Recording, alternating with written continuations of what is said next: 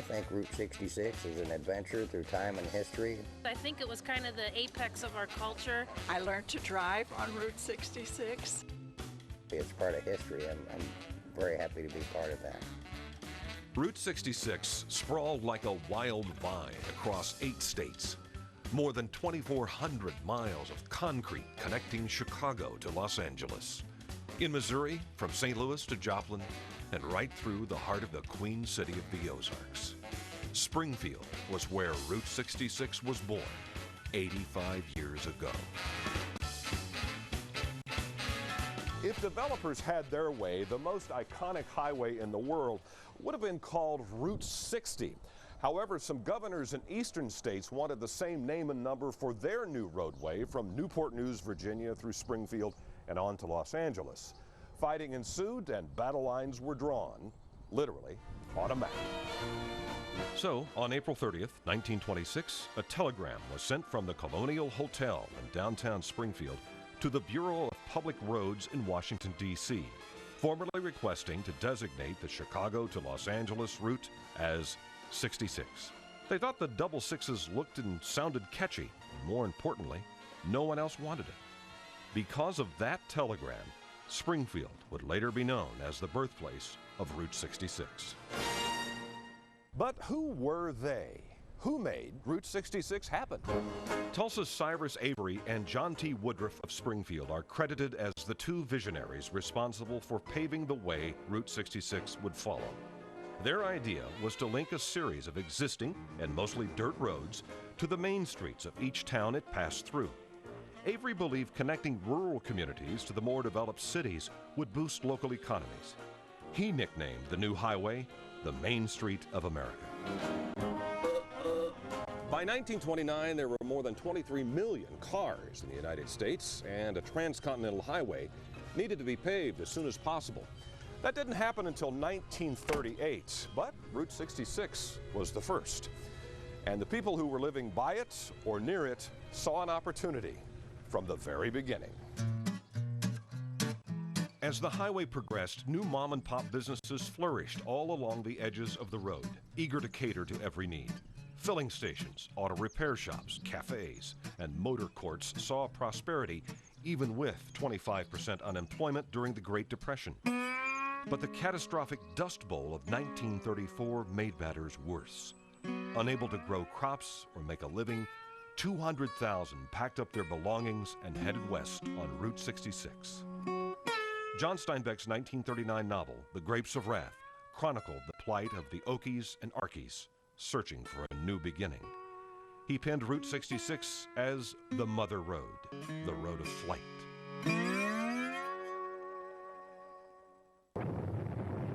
When America entered World War II and the nation's economy began to boom, tourism went flat. Still, many people were able to find work, and many more left to fight. With the entire country concentrating on the war effort, Americans traveled only when necessary because gasoline and rubber for new tires were desperately needed by our boys overseas. Just over 65,000 cars were produced in 1945, but shortly after the war's end, 3.9 million were rolling off the assembly lines by 1948. Americans were free and ready to explore. The Mother Road had shifted from the road of flight to the ultimate getaway. Bright neon lights, oversized and garish signs for motels, cafes, and tourist traps beckoned motorists off of crowded 66 and into their establishments. Thousands upon thousands rolled through the Ozarks and drifted through Oklahoma on their way to see the Grand Canyon or the sandy beaches of Southern California. But for many, the journey was considered more rewarding than the destination. At his wife's request, songwriter and aspiring actor Bobby Troup quickly jotted down some lyrics about their 10-day journey from Pennsylvania to California. Get your kicks on Route 66. Soon became the official anthem of the road, and everybody, from Nat King Cole to the Rolling Stones, and about 100 more recorded the hit song. The Main Street of America was constantly evolving. Original segments were replaced with newer stretches of roadway to handle heavier traffic. And business owners who had relocated from the railroad to the mother road would have to move again, or else risk being cut off from a steady stream of paying customers. Unfortunately for those making a living on 66, the good times wouldn't last forever. During World War II, General Dwight D. Eisenhower recognized the military importance of Germany's Autobahn. Later, as President Eisenhower, he would create the interstate highway system. Route 66 officially went out of business in 1985, although it still partly parallels the 5 interstates that replaced it. Much of the old roadway is still intact, but many businesses are long gone. Tourists started gravitating toward the modern motel chains and franchise restaurants that popped up along the interstate exits. This curve is the last stretch of original 1928 pavement of Route 66 through Springfield. As soon as the old highway was decommissioned, public and private campaigns started up to commemorate the highway's historical significance. In 1999, President Bill Clinton signed the National Route 66 Preservation Bill, providing $10 million in matching fund grants to preserve and restore historic features along the way. Once again, Route 66 has resurfaced as the ultimate road trip.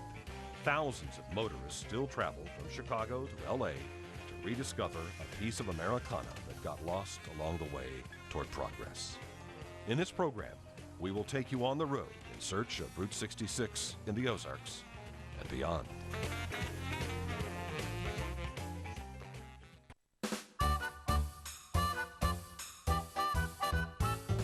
Did you ever wonder why the roads always run right alongside the railroad tracks? The answer really goes way back in time. Native Americans created footpaths, which became wagon trails, which eventually became railroads. Now, decades and decades later, highway builders took advantage of the cleared and flattened land the railroad had created and used it to make their roadways. On January 5th, 1931, Missouri became the 3rd state to pave its portion of Route 66, just east of the Pulaski County line. To commemorate the occasion, workers tossed coins into the wet cement. And when the weather warmed up a bit, there was a huge celebration in Rolla. 8,000 people ushered in the new era of modern transportation. The governor was here, and other people, St. Louis policemen, were brought in to control the crowds, and the inauguration of the Route 66 began that day. And one grand opening deserves another, so the first-class Edwin Long Hotel made sure to have its grand opening on the same day. Rooms rented for $2 a day for a single and $3 for a double, and I know in today's dollars that sounds minuscule, but in 1931 people worked for $1 a day, and $2 a day would have been a very good job, $3 a day. So it would have taken $3 a day, it would have taken a whole day's wages for some people to afford a room here. So this was meant as a very premier hotel in this state. Although the hotel was gone in the early 1970s, banks have continuously served customers on the ground floor for over 80 years. Today, the Phelps County Bank looks much as it did then. This entire lobby is totally original, with the bank vaults, each weighing probably around 8,000 pounds each. They're all original. They were designed to stop robbers like Bonnie and Clyde and penetration of outside force. Unfortunately, time has taken its toll on the fabled road as it moves through Rolla. Historic photographs are all that is left to offer a glimpse into what once was. Some structures were demolished to make room for something new, and others were lost by accident. However, the stalwart of 66 is definitely still kicking.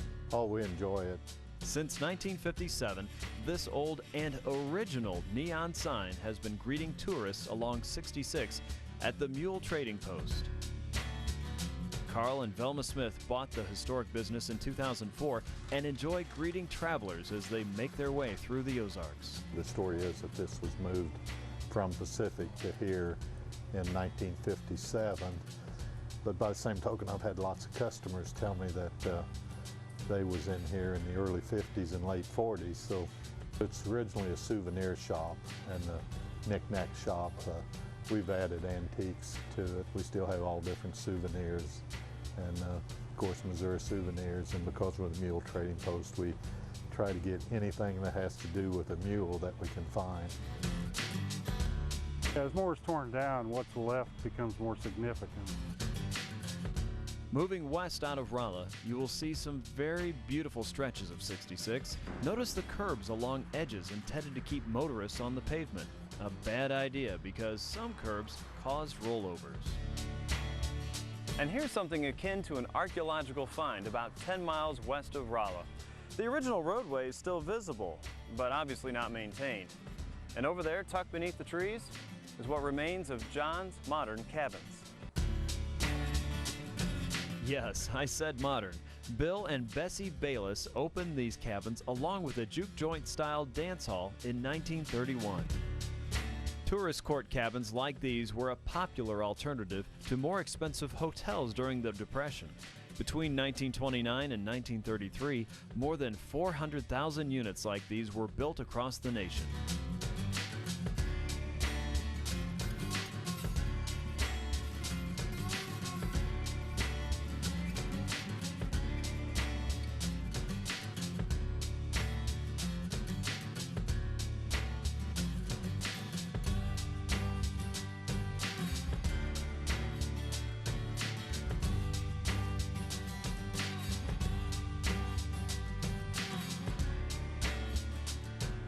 This property changed hands several times.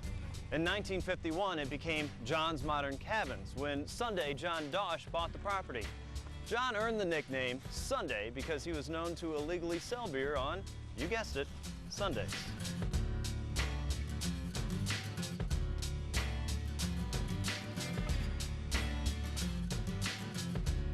Not far away was another something special near Arlington. Everybody that went by would have taken note of it because it was one of the most distinctive places out there. George Pruitt constructed the amazing Stony Dell Resort in 1932 that catered to the hot, hungry, and thirsty.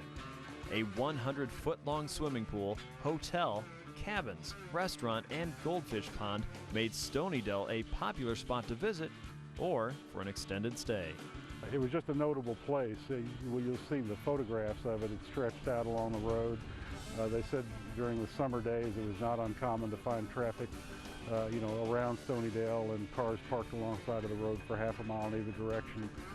It was big during the construction of Fort Leonard Wood when convoys stopped by there for soldiers to jump out and get sodas, contractors working back and forth from Fort Leonard Wood. I think some of the contractors might have even stayed in those cabins on the north side of the interstate. It was just a notable landmark on Route 66. The swimming pool used to be right over there. Unfortunately, the pool and the hotel were both torn down in the late 60s, just to make room for I-44. A few structures still stand or lean just north of westbound 44. The stone arch entrance that greeted patrons to the resort and a few stone cabins are slowly disappearing into the trees. Before we disappear for a few moments, get a kick out of this. The notorious Mae West stopped by here. She once quipped, "Too much of a good thing can be simply wonderful." Surely the same could have been said about Stony Dell.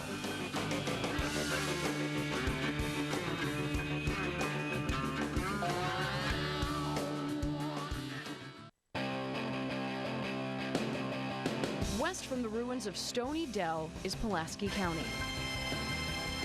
This section of 4-lane 66, known as Hooker Cut, opened in 1943. But to make that happen, road builders had to carve a path through this giant hill of stone. The 90-foot deep cut into the rock was the largest in the U.S. at that time.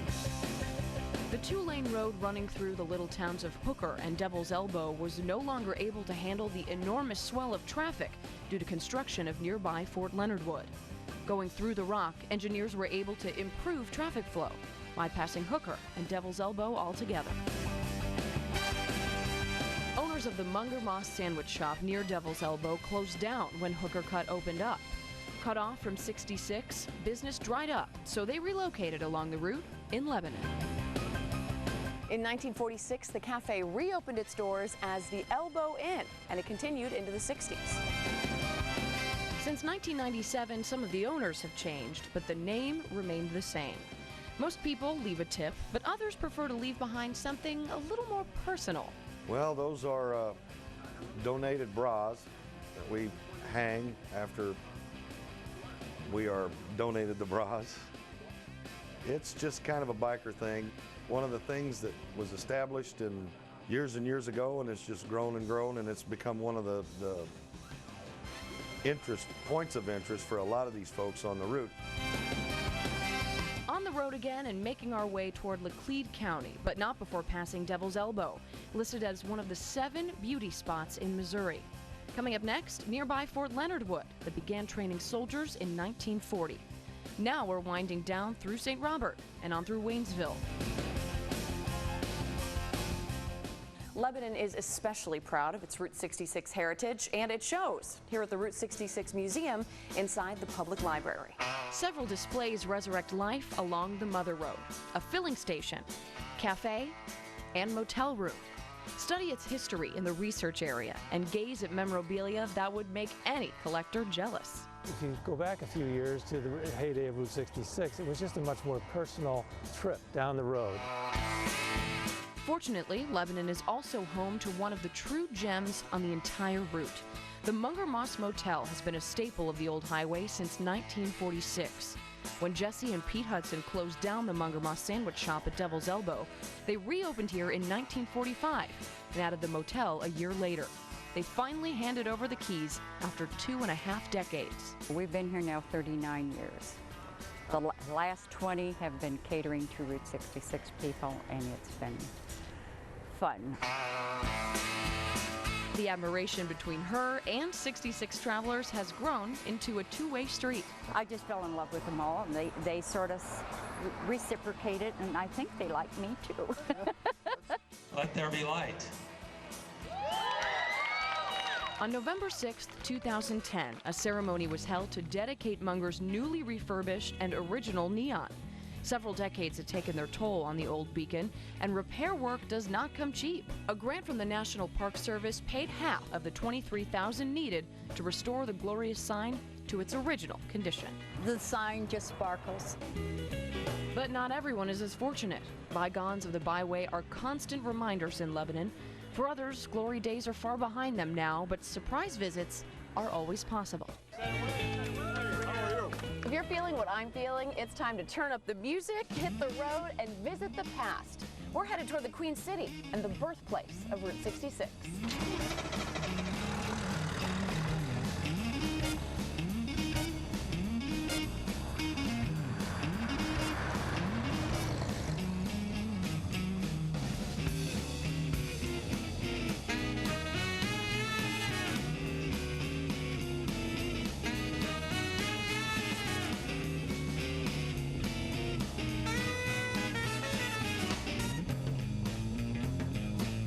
Time for a quick pit stop, but before we go, get a kick out of this. According to Ripley's Believe It or Not, Stratford is the only town in America with 2 main streets. Store owners built new fronts on what used to be the backside of their business in order to face Route 66 while leaving the original front entrances on Pine Street.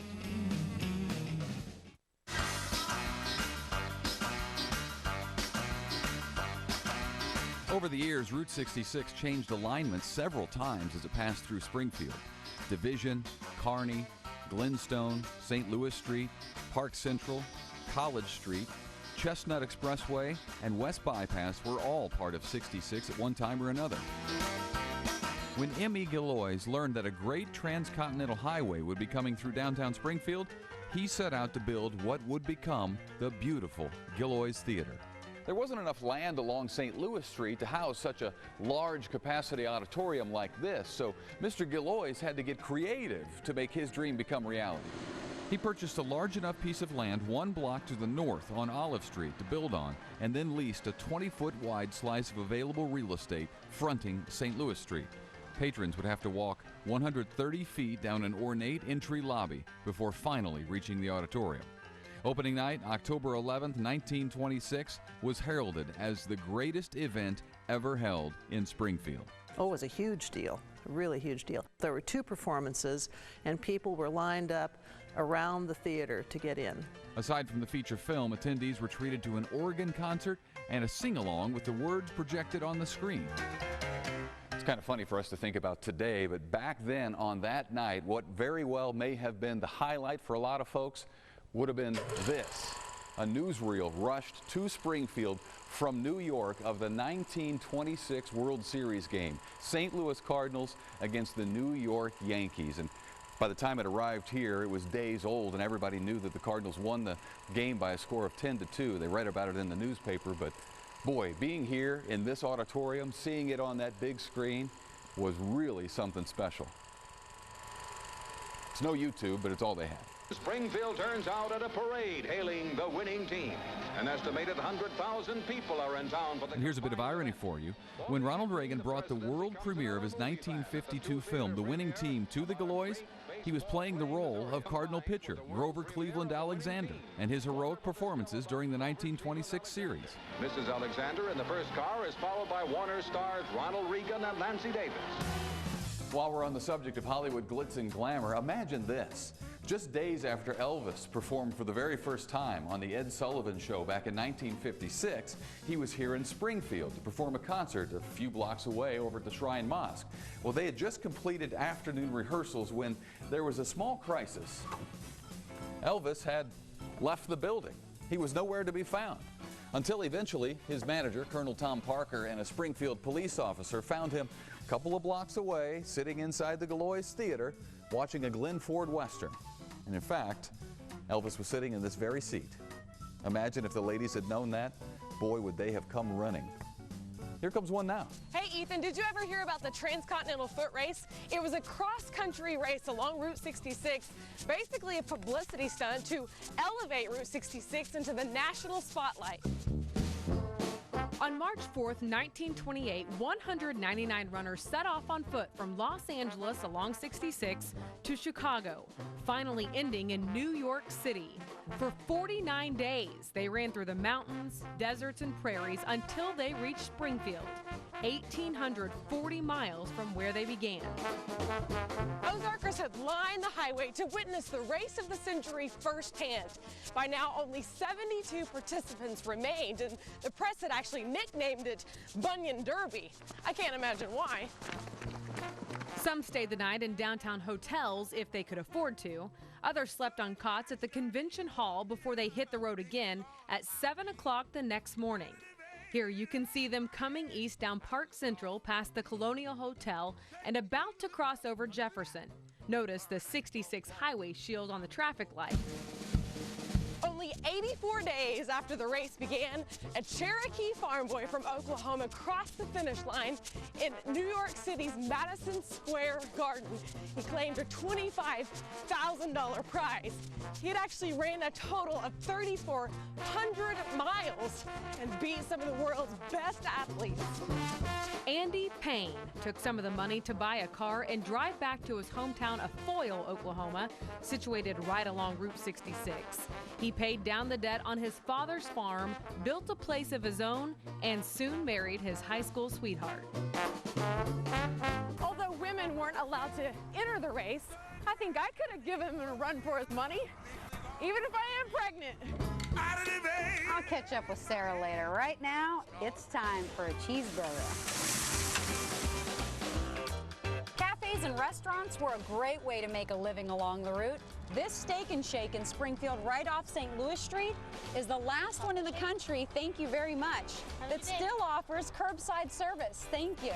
Back in 1934 was when the first Steak and Shake opened along the route in Normal, Illinois. But the steak burger wasn't introduced to Springfield until May 1962.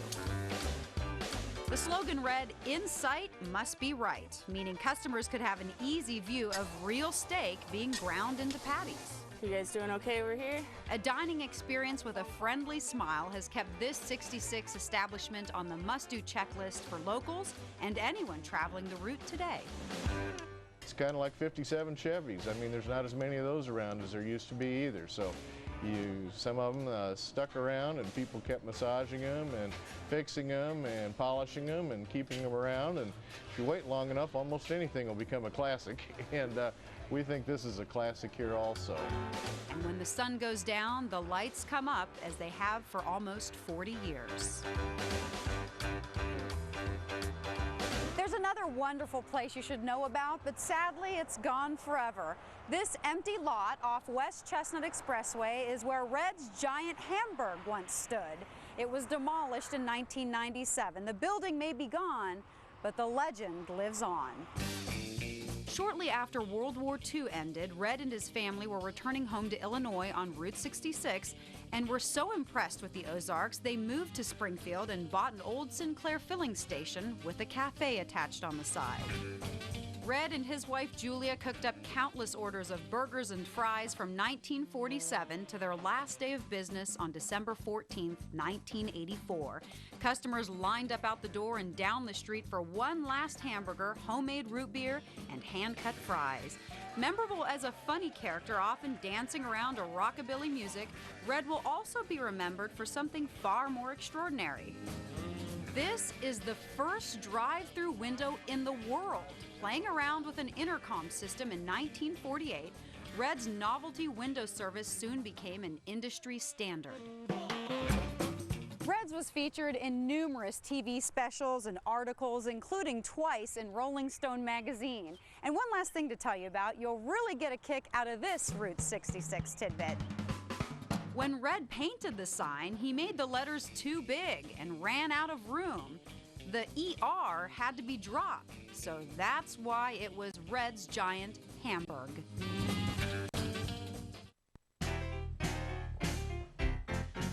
It's about time to motor west and leave Springfield behind, but before we go, how about a little Route 66 trivia? Did you know this is one of the hottest vacation spots for foreign travelers? That's right. Each year, travelers from around the world go from Chicago to Los Angeles, passing through the Ozarks on the Mother Road.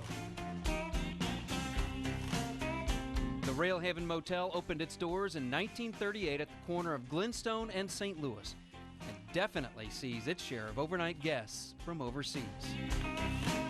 Call it a midlife crisis, call it what you will, but at a point in my life, I discovered my desire to own and love American classic cars.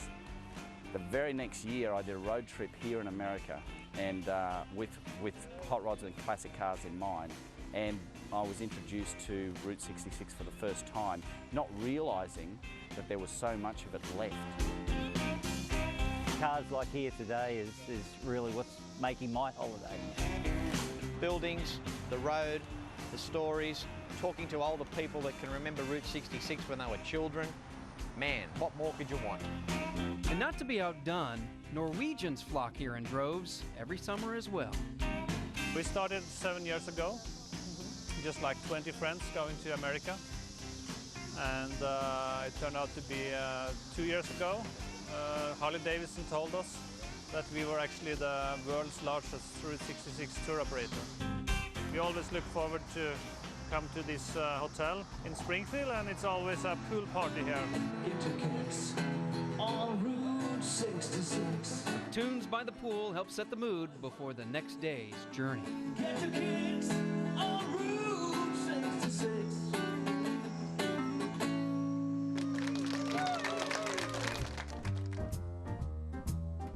As you move west from Springfield, reminders of a bygone era begin to appear more frequently. A pair of abandoned pumps, Yakeley Chapel, established in 1887, and a former casket factory are just a few early signs that 66 still has a lot more to offer. Many small towns and businesses completely vanished when I-44 bypassed 66. Only larger communities further west were able to withstand being cut off. Built in 1900, Whitehall Mercantile of Halltown and Lawrence County somehow managed to stave off certain death. Signatures in the guest book definitely show a worldwide fascination with Route 66. When we started, it was England and Australia. And they'd come in and buy all the Route 66 stuff. I said, why do you want? Oh, BBC, really big show, Route 66. And then the Germans took over. They became #1. Now this year, Italy, France, they've really increased. The Route 66 traveler, foreign or domestic, has usually studied up on what you shouldn't miss. And this is one of those places. Gay and Fred Mason built the Sinclair station in the 1930s. It was known as Gay Parita and lasted until 1955 when it was destroyed by fire. What you see today is a recreation of what a typical 1930s Sinclair filling station might have looked like. I bought this place for my brother-in-law. There was no gas station here. This gas station is just a figment of my imagination. It's what I remember that a 1930 gas station would look like. So that's why I rebuilt it. And Gary's passion for the route is shared by hundreds of visitors that he gets each and every year. I've always loved road trips. And this Route 66 road trip is even more fun than the road trips I took when I was younger, because then we would mostly get on the interstate, get to a destination, and then drive right back. Whereas on a Route 66 trip, you take it slower, you make more stops, you take the 2-lane roads, and the whole trip is the fun part, not just when you get there. I wanted to kind of see how people really live in like small towns. I definitely am a small town person rather than a big city person, and I thought that one of the things I love about this road so far is that I go through so many small towns that you otherwise wouldn't really ever run across. Folks that come here from all over the world, what they tell me, it's the dream of their life to travel Route 66. And I guess this is probably what they're looking for, is stuff like this. One more thing before we go, get a kick out of this. The reason this is known as Gay Parita Filling Station has everything to do with a woman. Gay is, of course, her first name. Parita is slang in Spanish for equal, so she wanted it to be known she was equal owner of this filling station, or as some say, she was the boss.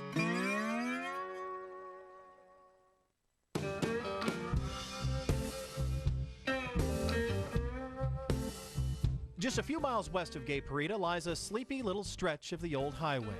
The 1926 steel truss bridge and original concrete are keeping it as real as it gets in the ghost town of Spencer. 1925, when Sidney Casey learned about plans for the highway, he wanted to cash in. So he bought an entire town. Spencer, Missouri was his for $400. It included 2 acres of land and a vacant store right along the highway. When this roadway was bypassed in 1961, everything closed down. Luckily for today's Route 66 adventurer, the current owners are slowly restoring this tiny piece of Americana. It's like apple pie and hot dogs and baseball, you know. It's what America, it's the past, you know. 66 makes a beeline out of Spencer westward through Lawrence County, occasionally offering a few glimpses into the route's storied past, losing a battle against time in this roofless garage at Heatonville. The original 6-point highway shield still hangs as if it's in denial of the highway's demise.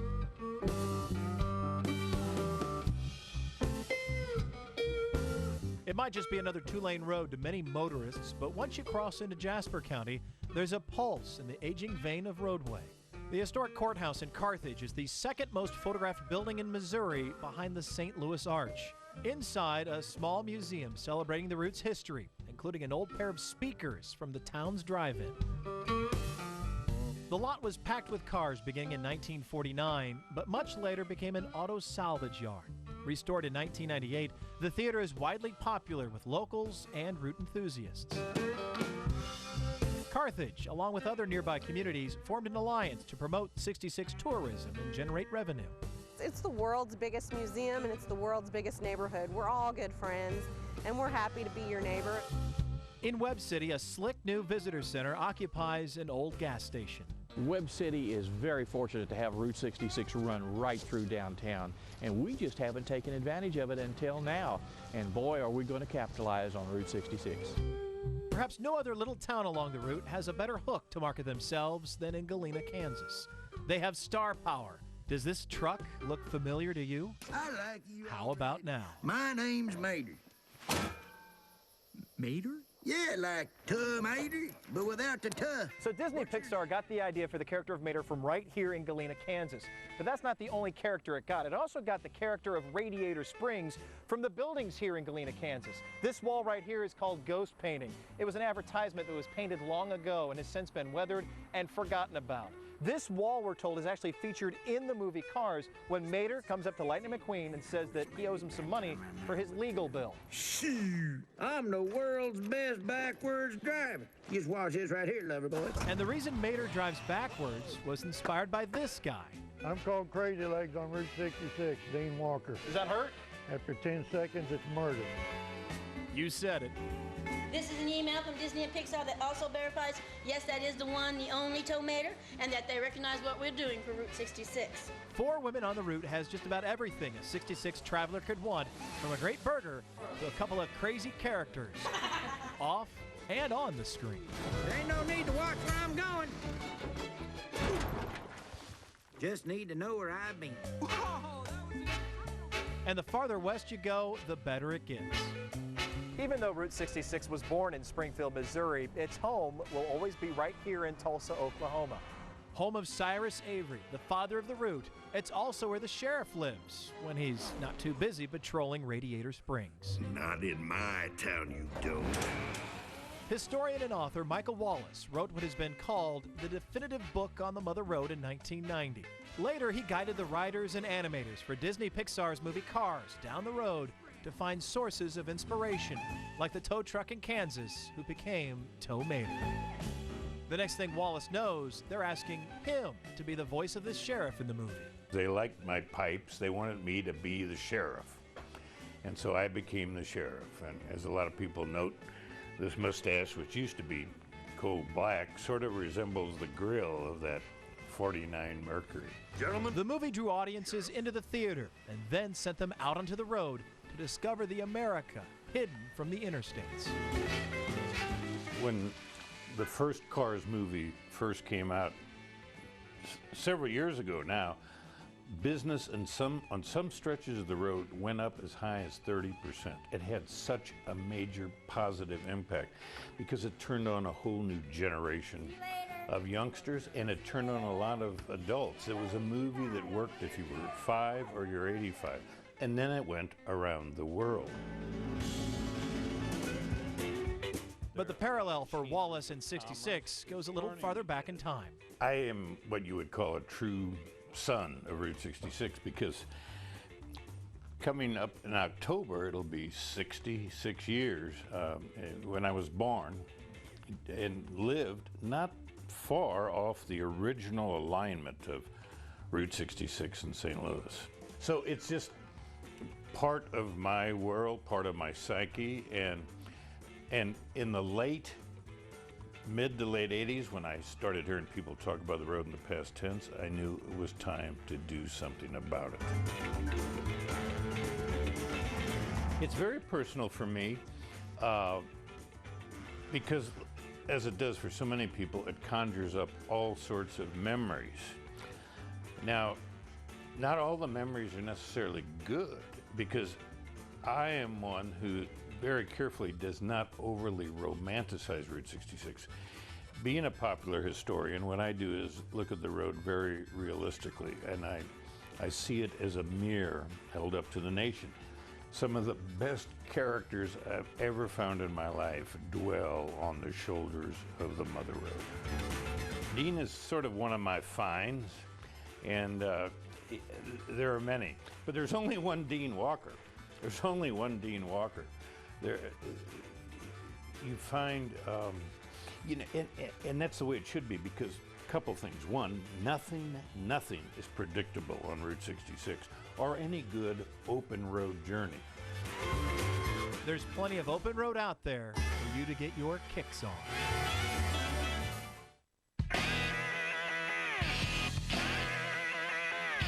Legendary newsman Charles Kuralt aptly observed, thanks to the interstate highway system, you can now go across the country from coast to coast without seeing anything. The imagery of imagination was replaced by bland super slabs of concrete and numbing familiarity. As quickly as 66 was pronounced dead in the mid-80s, grassroots organizations sprung to life, hoping to resuscitate its legacy. And it worked. Legislation was passed in '90 through the state legislature to make Route 66 in the state of Missouri a historic route. Then in 2004, we started the association, and the Missouri Department of Transportation started the efforts to make it a state scenic byway, and right now we are finishing up the corridor management plan that will take us to the national scenic byway level and hopefully onto the All-American Road. National Park Service money helped businesses and communities restore and maintain historically significant treasures along the byway. The route is in a kind of an interesting flux at this period. There's been a high level of interest that resulted from the movie Cars, and then all the good work of the historical associations, and what I mean by that is the Route 66 associations at each state. But there are, to this day, properties that are impacted by change, by development, and so we are seeing a big loss along Route 66 of some significant hotels, signs, and bridges. But there are also, on the other side of the coin, is a lot of activity and interest, like we're seeing behind us, to work on Route 66 heritage issues at the very local level. Engineering companies like Great River Associates of Springfield fight to keep endangered structures from closure or demolition. For the last 10 years, Pulaski County has been looking to preserve the Devil's Elbow Bridge, one of the greatest bridges on Route 66 in the state of Missouri. It's taken 10 years and about 5 or 6 different funding opportunities kind of dovetailing together to make that a possibility, but I can say that today the construction documents are being prepared for that bridge to be rehabbed. Sometimes it just takes time. And don't think for a minute that Route 66 is a thing of the past. The Mother Road has gone high-tech with the rest of America. A simple Google search will bring you more than 15 million results. Photography websites like Flickr have dozens of groups for you to join. Submit your own photos for the entire world to see, or transport yourself through images captured by others. If you can handle it, take the entire journey with time-lapse videos posted on YouTube. And while you're at it, get hip to the trip on Facebook. Just make sure you speak the language. And for all of you smartphone users out there, of course, there's an app.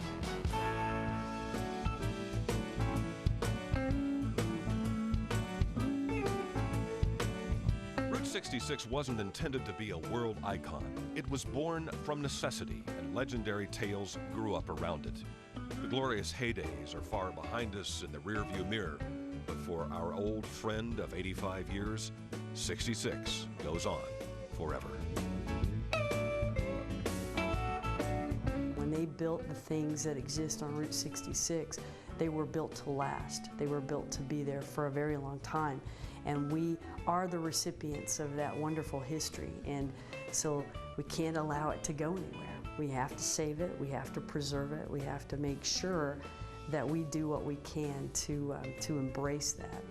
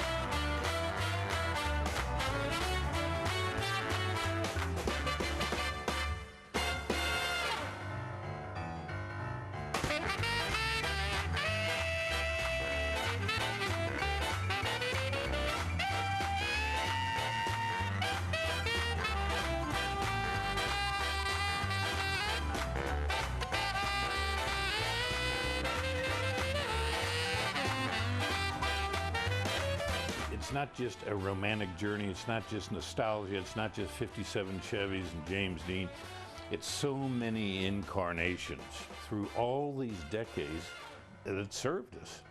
And there's a real past, there's certainly a real presence for it, and by God, there's a big future.